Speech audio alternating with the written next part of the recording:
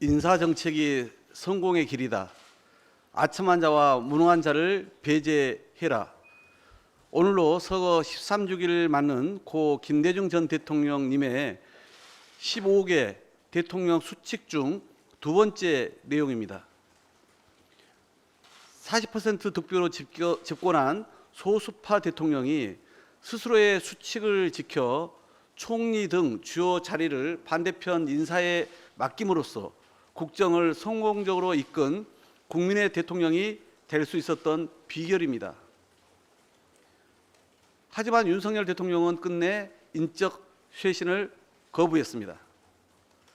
반성 없는 자화자찬, 취임 100일 기자회견은 이 8자로 압축됩니다. 회견 54분 중 20분을 수긍할 수 없는 업적 자랑에 할애하면서도 사적 채용, 비선 논란, 내각과 대통령실 인사 대참사 등에 대한 사과는 한마디도 없었습니다. 전면적 인적 쇄신을 요구하는 국민의 목소리가 번물처럼 터진 지 오래지만 지지율 반등을 위해선 안 한다라며 단호히 거부했습니다.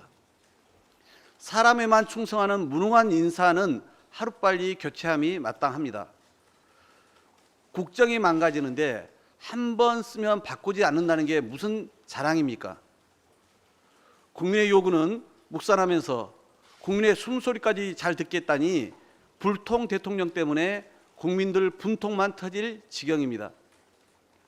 민심을 거부하고 본인 판단만 따르겠다는 오만일 뿐입니다. 지난 대선에서 윤석열 대통령을 선택했던 국민 10명 중 4명이 돌아섰습니다.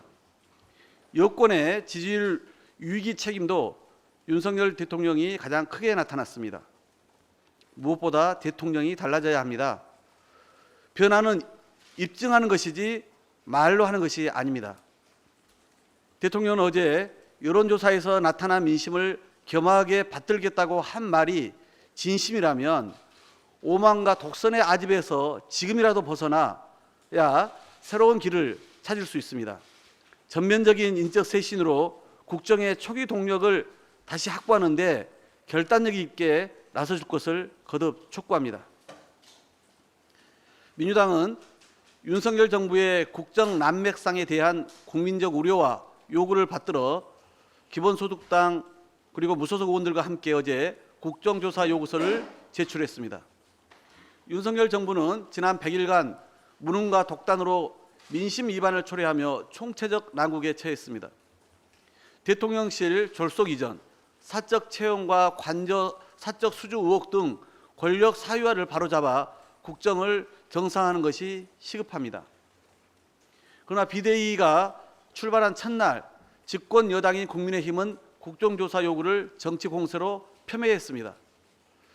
대통령실의 사적 채용, 특혜 수주 등 그간의 숱한 의혹을 그대로 덮어둔 채 국정을 제대로 추진하기 어렵다는 것은 여당도 잘 알 것입니다. 국민의힘 내부에서도 문제를 지적한 바 있습니다. 그런 국민의힘이 새 출발을 공언하면서 국정조사 반대부터 하고 나서는 것은 자기 모순입니다. 윤석열 정부와 여당이 자초한 위기를 극복하기 위한 첫 번째 조치는 국민의 신뢰 회복입니다. 주호영 비대위원장은 혁신과 변화를 공언했습니다. 실천과 결과로 보여주겠다고도 했습니다. 국정에 무한 책임을 진 집권 여당은 민심을 따라 쇄신에 앞장서야 합니다.